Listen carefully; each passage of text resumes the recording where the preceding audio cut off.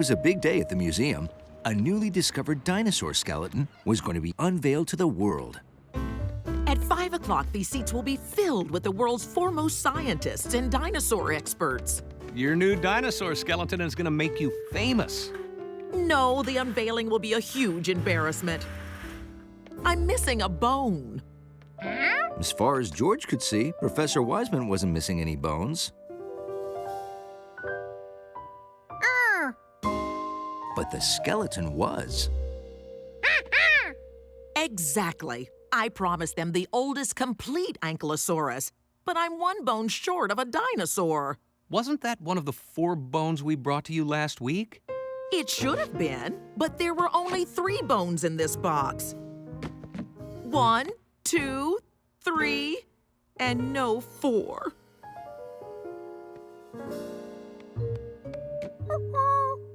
Are you sure you packed all 4 bones in that box? Let me think. I remember the box was so full it wouldn't close tightly, and that Mr. Quint was visiting for the Fall Fish Fest. Say, squid! But I can't say for sure I had 4 bones in the box. Good idea, George. Mr. Quint may remember if I packed them all. Ahoy!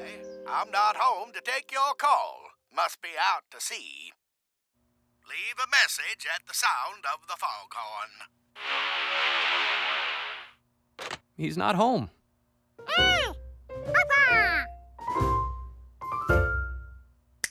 Of course. Mr. Quint sent us the photos he took of his trip to visit us. They might show how many bones I packed. We'll go check. Hurry! The skeleton must be unveiled at 5 o'clock.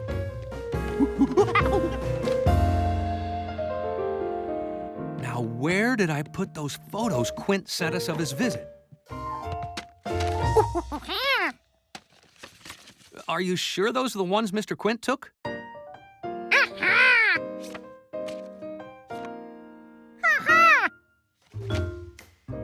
All this shows is the box wouldn't close because the bones didn't fit.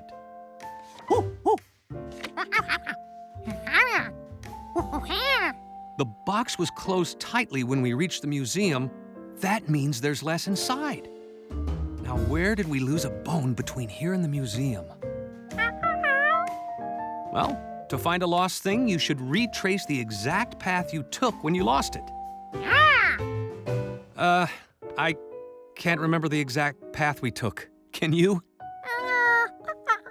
I remember we made that delivery, but with all the sightseeing we did with Mr. Quint, well, it was really a hectic day.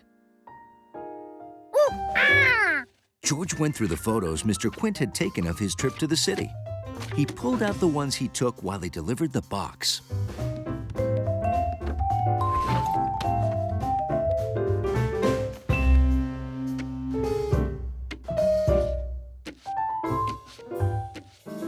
I get it. That's where we started, and that's where we finished. So if we put the rest in the order they happened, we can retrace our path and find that bone, hopefully.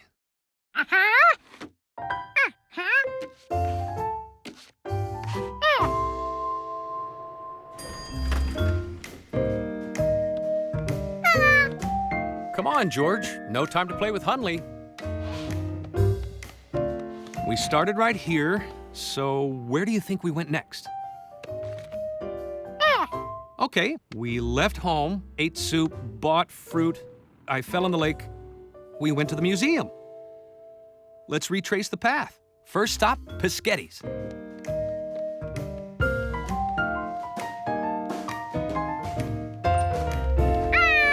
Hey, Giorgio, I got a table for you guys right here.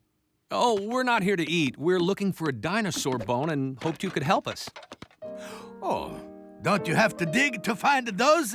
Oh, they got experts who do that. Me, I'm just a chef. No, we're looking for one we lost. Remember we were here last week and I had a big box? Ah! No.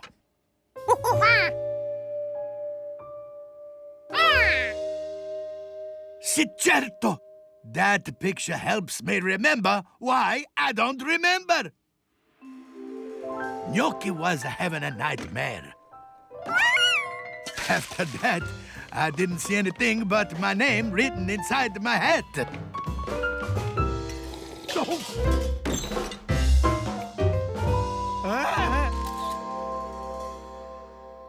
And that is why I'm... Hey, there's the box next to your bag from the market. George hadn't noticed the bag. The market bag means we must have gone to the market before we came here. That means we left home, bought fruit, ate soup, I fell in the lake, went to the museum. Let's go, George. Thanks for your help, Chef. You're welcome. Whatever just happened, I don't know. I'm confused. But happy for you anyway. Remember, George? We almost lost all the bones here.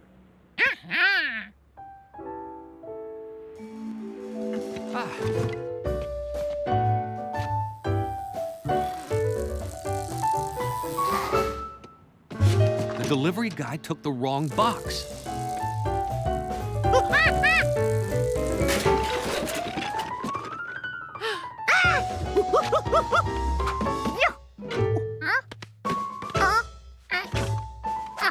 Whew, still 4 bones.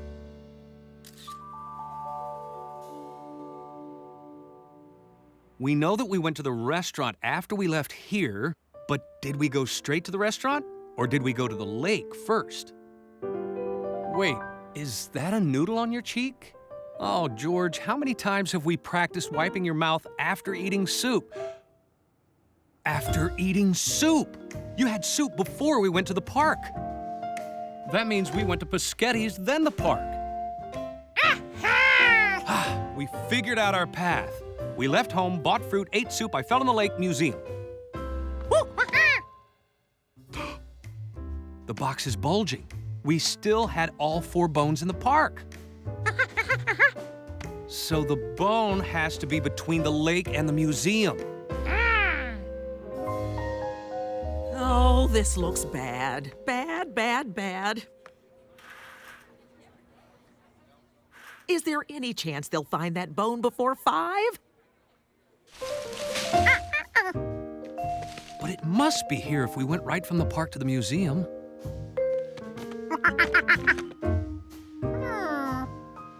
The pictures had to be in the right order. Didn't they? Yes, I'm drippy because I fell in the lake. What is it? I'm wet? Then we deliver it and... I'm dry. That's right.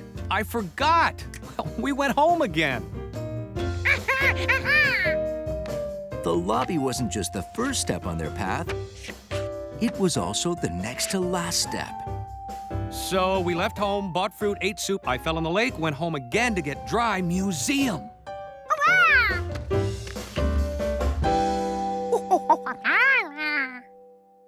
Sure, I remember.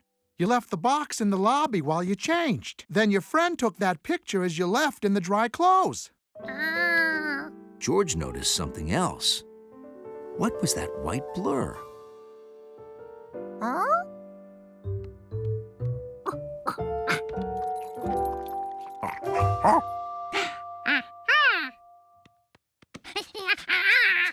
George, please, wait a second. If I explain, maybe he can help find the bone. The bone! Hunley, where did you find that?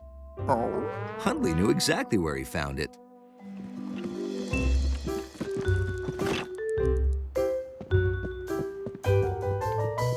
Why don't you take a break? There's a surprise for you on the chair.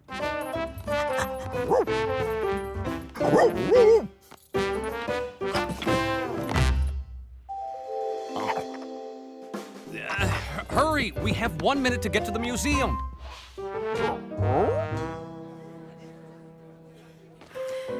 Oh, this is going to be so embarrassing. Ladies and gentlemen, I know what you're all hoping for. Okay, it's done. Let's go. No! Oh! George, I'm stuck. I apologize for what you are about to see.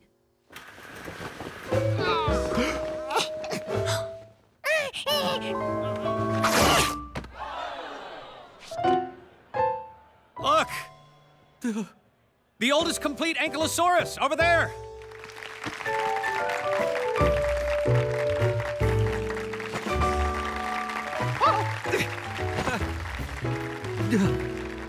How can I ever thank you for keeping this from being embarrassing?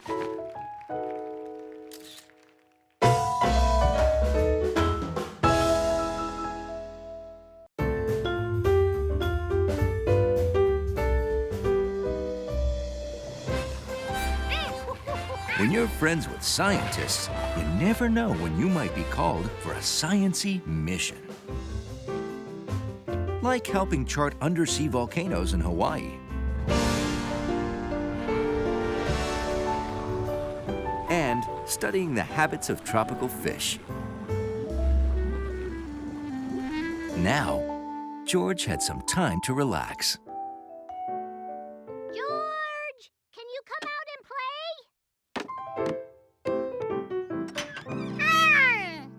Huh?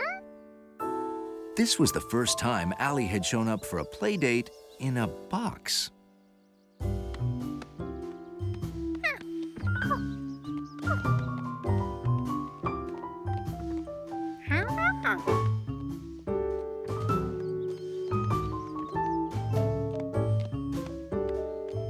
Bye-bye, George.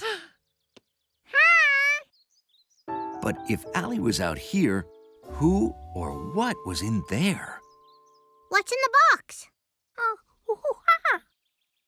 where'd it come from? Is it for you? Can we open it? These were all questions that George had too. Fortunately, he knew someone who knew all the answers.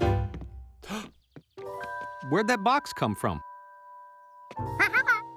It was here when I got here. No address? No return address? Maybe it fell out of a truck. There's one sure way to find out.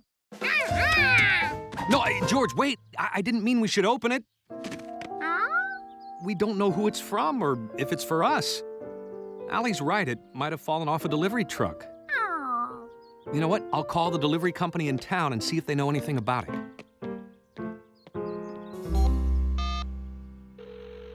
Lost and found? I'd like to report a package I found in my yard. Hold. A box that big? I'll bet whatever's inside is the most awesome thing ever. It could be anything.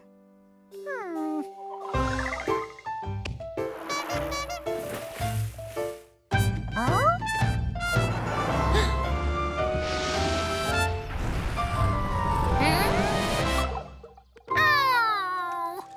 Hi, George, Allie. What's in the box? We don't know. A mystery, huh? Yeah, we aren't allowed to open it or move it. All we know is that what's inside is this tall and this wide. Hey! My goat is this tall. Maybe it's a goat. A goat? Why would anyone mail a goat? Mailing an elephant will be too expensive. They weigh a ton.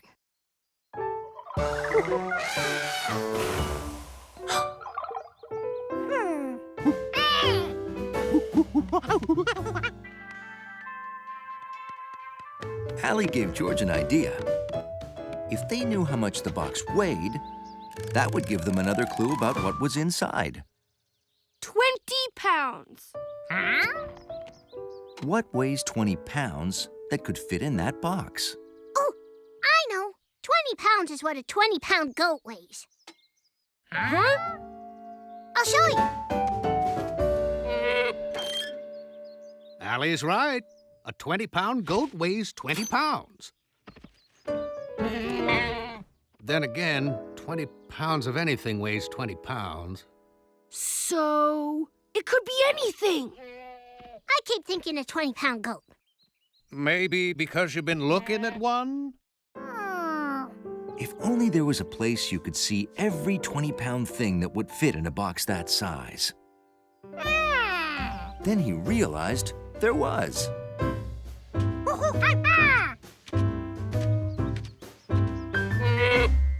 It was called a store. First, they needed an empty box the same size as the one at home. Good thinking! This way we'll know if a 20-pound thing is too big or too small to fit in the box.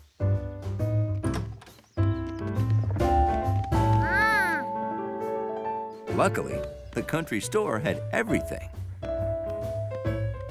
Pillows were the right size. But George needed to find something heavier.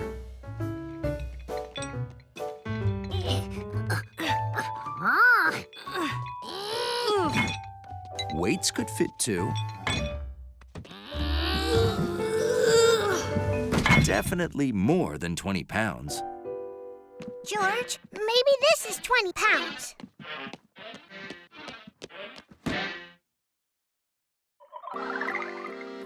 It sounded like a bunch of accordions. Take a look. That gave George an idea. There was another clue he could use to tell what was in the mystery box. Sound. In the meantime, Jumpy had grown curious about the box too. A box that big might have a lifetime supply of nuts. The monkey was back. Okay, George. Give her a shake and let's see what it sounds like. I can tell you right now, goats don't play the accordion.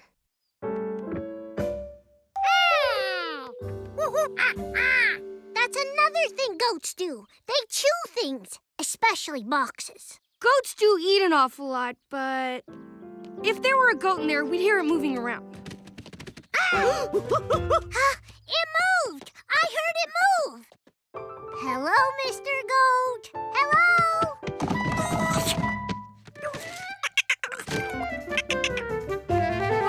It was just a squirrel.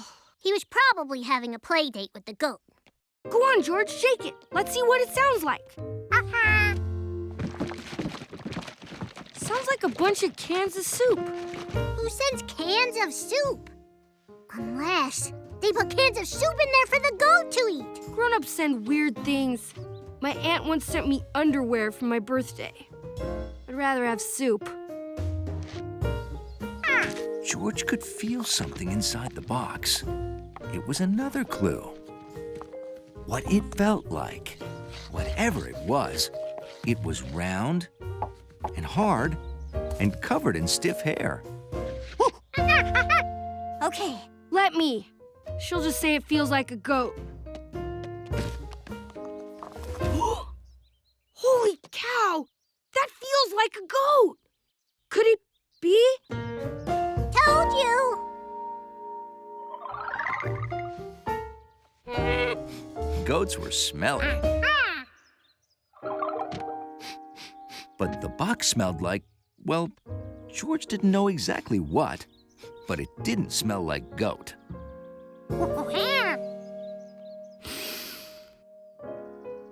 That does not smell like a goat. Maybe it had a bath. Grandma always makes me take a bath before I go on a trip. Could it be a very clean goat? Look! It's a delivery truck! He must be here to pick up the box. George didn't want to say goodbye to the box until he figured out what was inside. Please, don't take it yet. Oh, sorry. I've got my orders. But mister, we still haven't figured out what's inside. Yes, we have. It's a goat. Huh? George, we can't keep it. We don't even know who it's for. It's for you!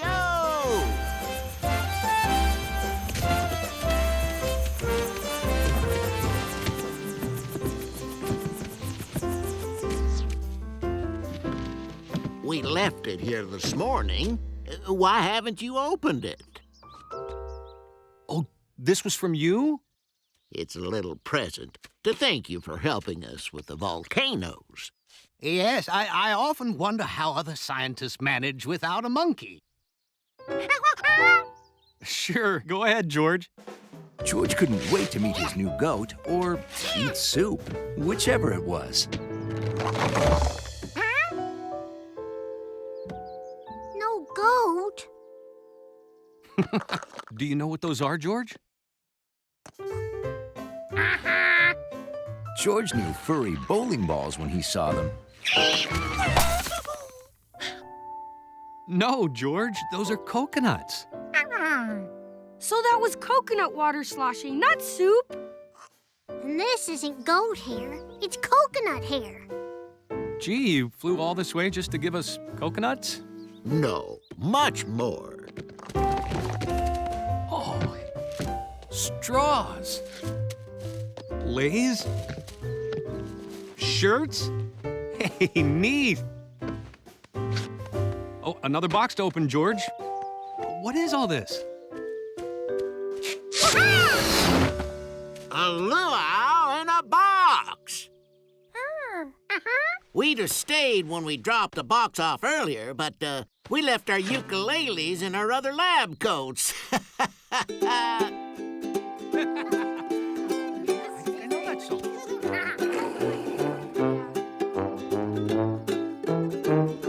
Well, George, we learned an important lesson today. A box can weigh, feel, and sound like a goat, but if it doesn't smell like a goat, it's probably coconuts.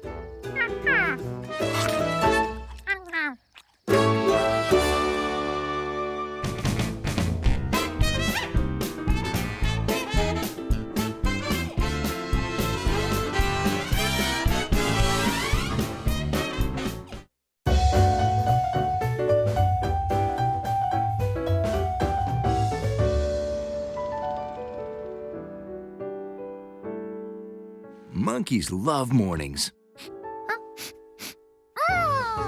especially mornings with waffles in them.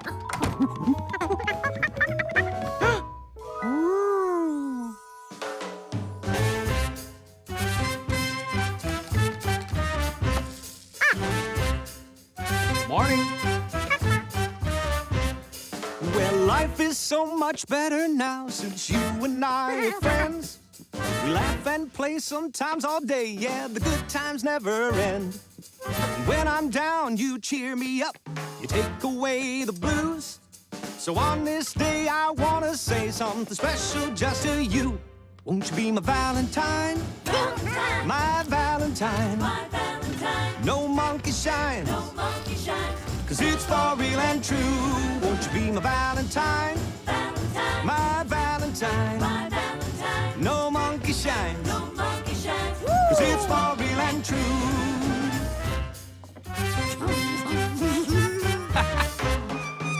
Best friends. Ooh. Ow. Yep. Never touch a hot waffle iron. Right. Always wait a while until it's cool. Oops. Almost forgot. Happy Valentine's Day, George.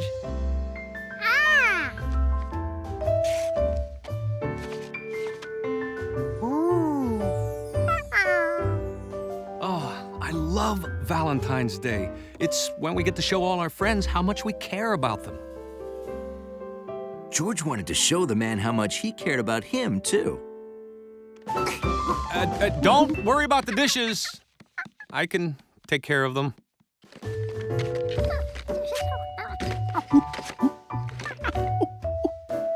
George would make the man the best Valentine's Day card ever.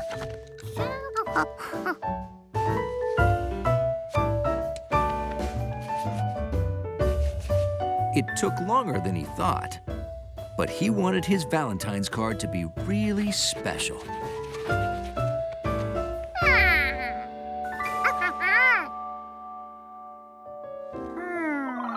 But the man had said Valentine's Day was for showing all your friends that you cared about them.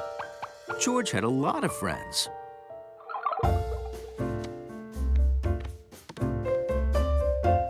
And he wanted to make a card for every single one.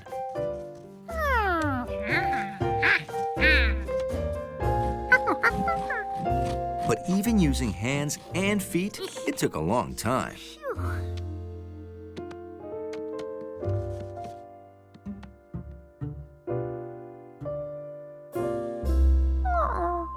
By the time he finished drawing cards for all his friends, it'd probably be summer again.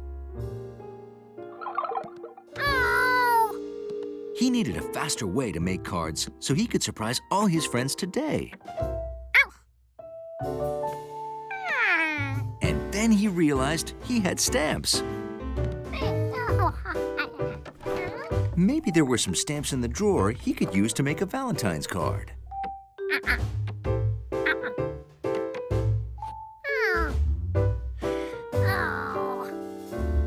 He didn't have a single stamp that was right. He needed a heart.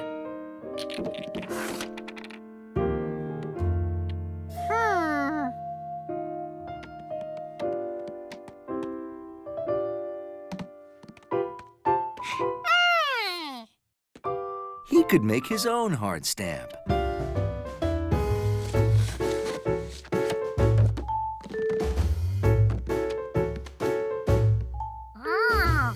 He had rectangles, squares, circles, half circles, and triangles.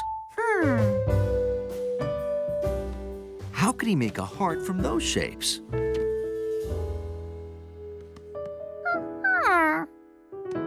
If he put a rectangle and a rectangle together, he got a square. Or a longer rectangle. That did not look like a heart. If he put a square and a square together, he got another rectangle.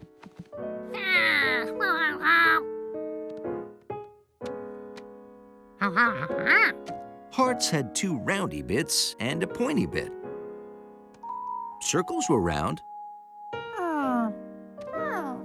Two circles looked like a sideways 8, not a heart. Maybe he could use half circles instead? Now he was getting somewhere. He just needed the pointy bottom.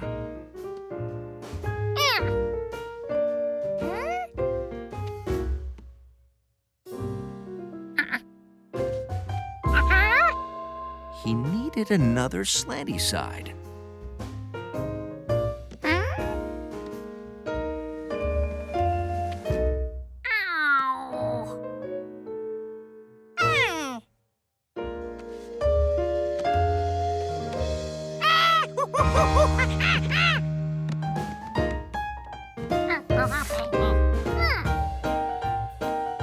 First, he glued his heart together.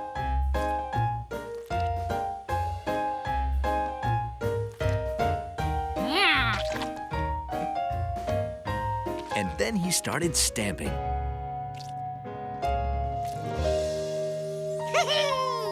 His card looked great, but making his heart stamp took a long time. Valentine's Day would be over soon. He needed a way to stamp a lot of cards really fast. George bet he could stamp super fast on a pogo stick.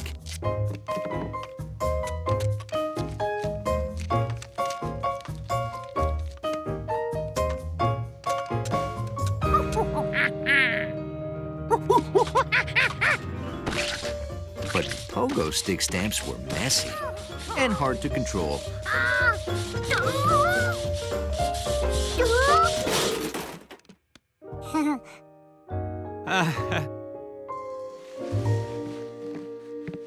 Good job, George.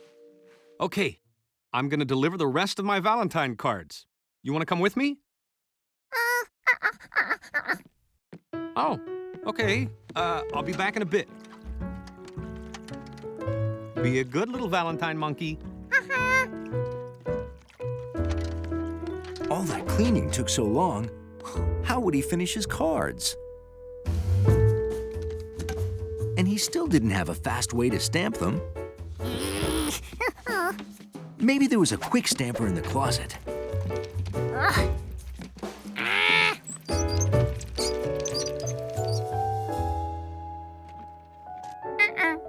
No quick stamper there.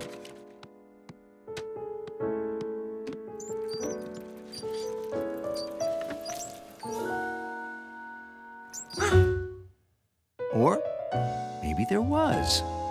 Ooh.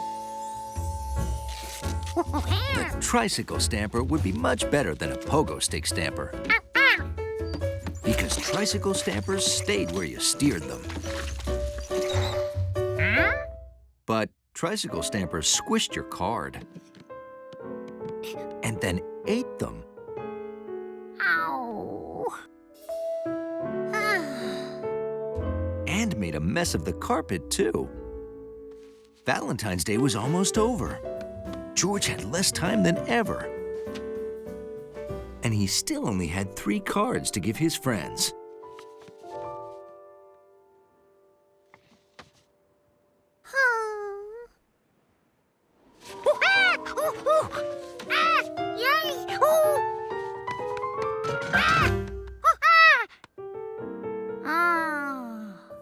George was glad the waffle iron was off.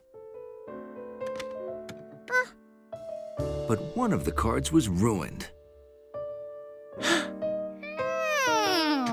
Only he could make a new one on his super quick card stamper.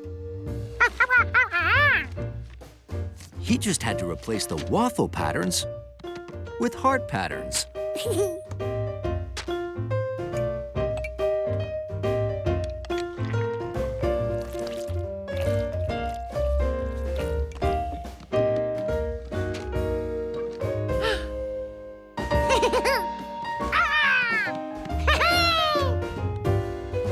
He'd have to hurry to get all his cards done on time.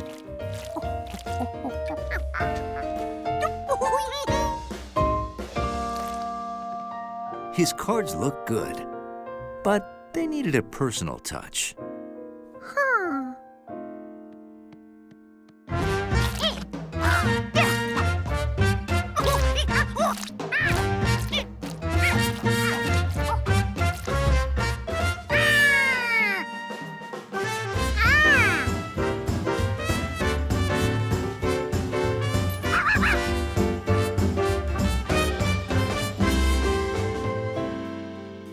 Wow, what a day. Wow, did you make this, George? It's amazing. Won't you be my Valentine? Valentine, My my Valentine. Valentine, No monkey shines. no monkey shines. 'Cause it's for real and true.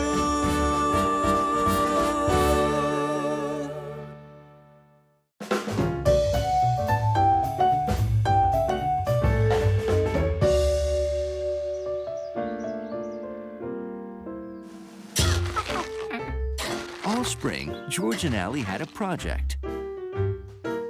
A garden. They dug holes, planted seeds, watered, and waited until a tiny sprout appeared.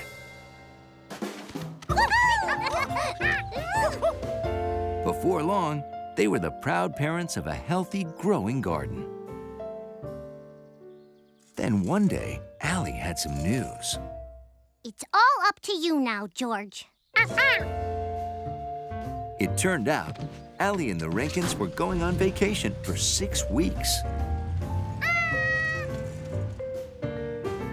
The garden Ooh. was in George's hands. Every morning, he watered and pulled out the weeds so the flowers had room to grow. And then one day, flowers started blooming. Ooh, ah.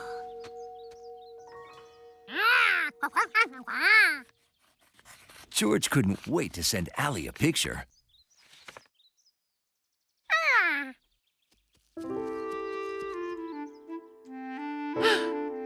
someone else was impressed with George and Allie's flowers, too. A deer. George had to be careful not to scare the deer away.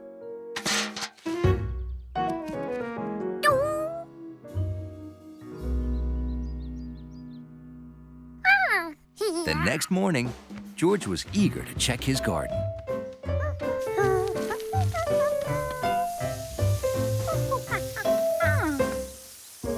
Flowers weren't supposed to go back into the ground, were they? His deer friend was back.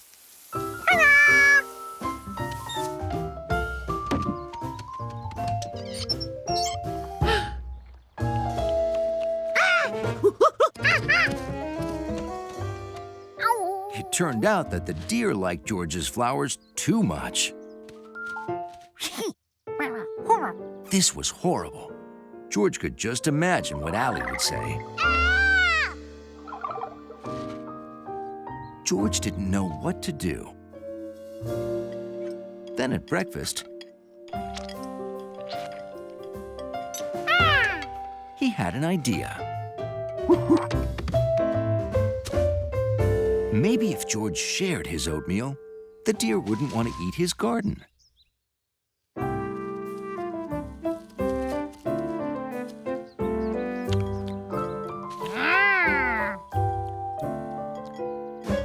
But the deer didn't like oatmeal.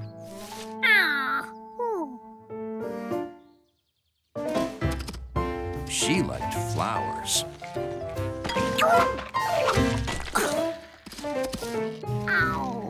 It was time to call in an expert.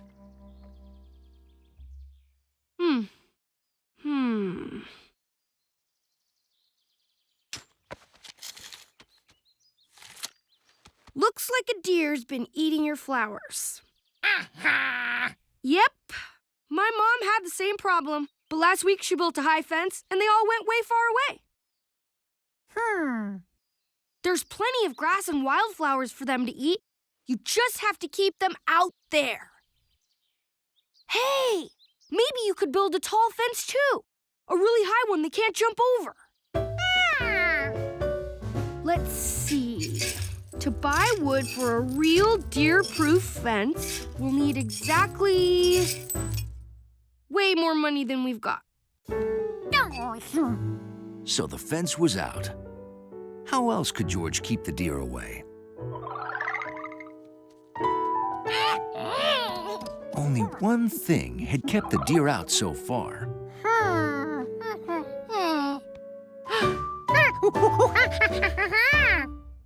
You mean you want to stand in the garden all day? George had built a scarecrow to keep pigeons away. Maybe he could make a scared deer.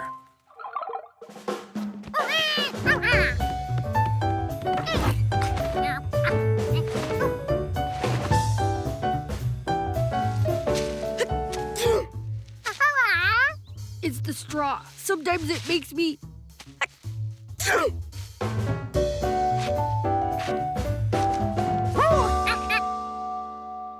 Looks pretty...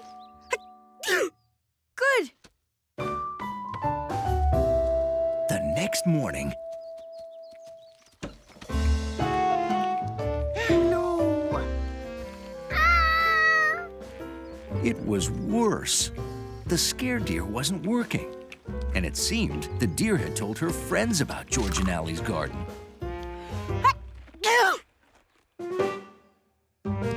Excuse me. The scare deer didn't keep the deer out, but Bill's loud noise did. What? George knew just what to do. If there was one thing George was an expert at, it was making noise.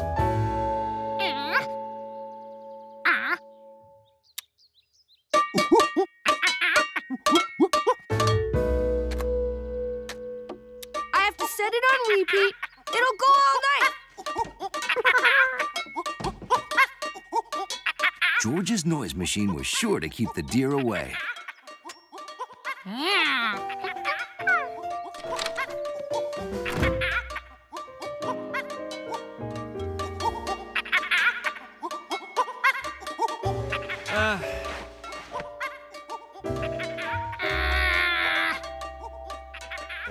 but it was keeping everyone up.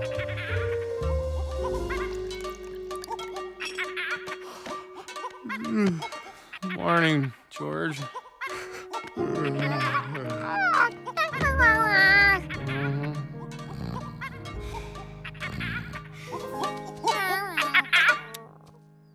Thanks, George.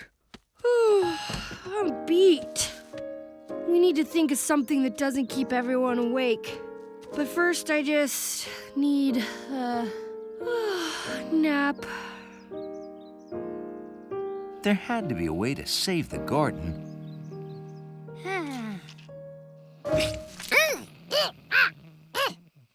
Tree sap. George didn't like the way it made his fur feel sticky. Maybe George could find a way to make the garden sticky. Tape was sticky. It would keep the deer out of the garden all right. Unfortunately, it kept them out too. Well, this isn't going to work. The proper way to approach this problem is scientifically.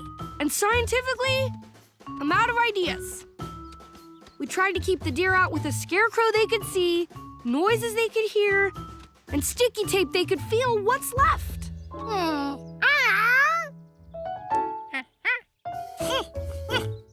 Smell. Yeah, I tried that once on my mom's garden before she got the fence. I made the stinkiest potion ever. Rotten eggs, old socks. Then I put it on my mom's garden. It kept the deer out. And my mom, too. Turns out nobody likes a garden that smells like old socks. Who knew?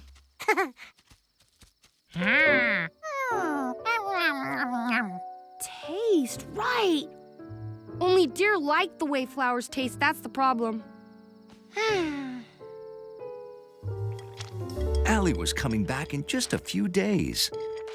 And George was worried there wouldn't be any garden left when she got home. But then he remembered something the deer didn't like. Oatmeal. But that didn't make sense. Oatmeal was delicious. It was just oats with a little cinnamon on top. If deer didn't like the taste of cinnamon on oatmeal, maybe they wouldn't like it on flowers either. George made a special flower-protecting formula full of cinnamon. If the deer didn't like the taste of the flowers, maybe they wouldn't eat them. At least, that's what George hoped. The next morning, George and Bill arrived early. There wasn't a single deer in sight. The garden was saved. Not bad for a city kid. The deer had moved on and found food that didn't taste bad to them.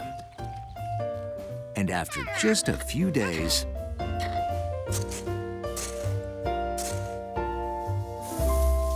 the flowers grew back. Just in time for Allie's return.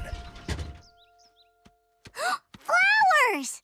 Oh, look at them. They just grow. How easy is that? Hey, look what I made in camp. A deer call. It sounds like this. Look, it works. Here they come.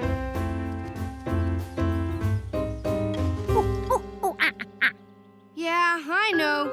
My turn.